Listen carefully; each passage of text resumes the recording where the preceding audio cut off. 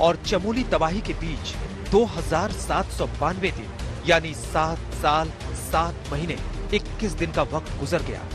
कल जब तबाही की तस्वीर ने हमें झकझोरा तो सवाल उठा कि क्या हमने इन 7 सालों में कुछ नहीं सीखा। सवाल उठता है कि पहाड़ों की त्रासदी की वजह क्या है?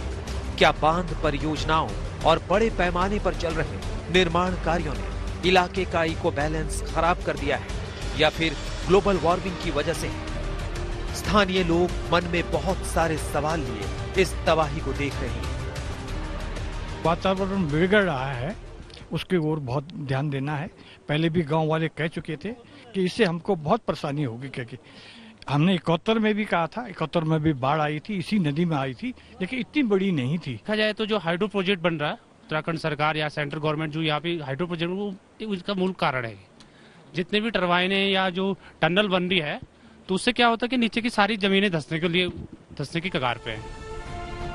विडंबना ये है कि चमोली जिले के रैणी गांव की जो महिलाएं चिपको आंदोलन की झंडा बरदार थी, आज इसी रैणी गांव को पर्यावरण की मार झेलनी पड़ी है। जंगल हमारे मायका है, इन्हें हम कटने नहीं देंगे, अपने प्राण दे देंगे। तो वहीं ये भी कहा कि जंगल कटेंगे तो बाढ़ आएगी। और देखिए कैसा ये संयोग है कि आज उन्हीं गौरा देवी के गांव रैणी गांव, जिसकी तस्वीर आप इस वक्त देख रहे हैं, वहां पर सैलाब आता है ग्लेशियर फटने की वजह से।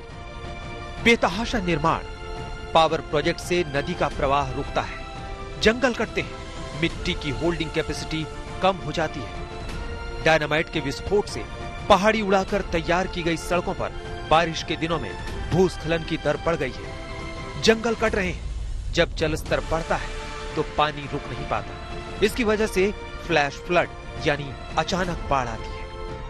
हमें समझना पड़ेगा कि एक कॉम्पैक्ट माउंटेन नहीं है हिमालय। हिमालय बहुत ही एक लूजली 2 प्लेट्स का एक माउंटेन है, और जब आप इसके ऊपर ब्लास्ट करते हैं उसकी इकोलॉजिकल सेंसिटिविटी बढ़ जाती है, उसकी वल्नरेबिलिटी बढ़ जाती है, और जिसका नतीजा यह है कि हम हर 2-3 महीने में, बारिश के समय में हम हर साल लैंडस्लाइड्स देखते हैं। 2013 में जब केदारनाथ की आपदा आई थी, उसके बाद सुप्रीम कोर्ट के आदेश के बाद यहाँ के 80 जो बिजली प्रोजेक्ट्स हैं उनको रिव्यू किया जाना था, और ये कहा गया था उस रिपोर्ट में कि जब तक ये प्रोजेक्ट ठीक से रिव्यू ना हो जाए तब तक किसी तरह का कंस्ट्रक्शन नहीं होना चाहिए।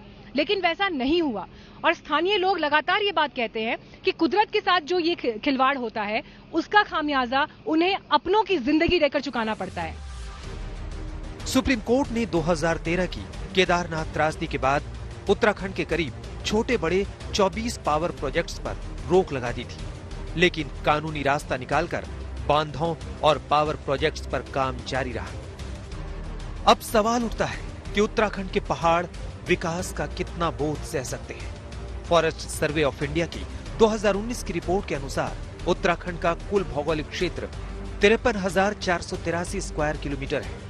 इसमें 24,303 स्क्वायर किलोमीटर में वन क्षेत्र है, यानी कुल क्षेत्रफल का 45.44% हिस्सा। हालांकि यह हिस्सा अब कम हो रहा है, आबादी का बोझ बढ़ रहा है।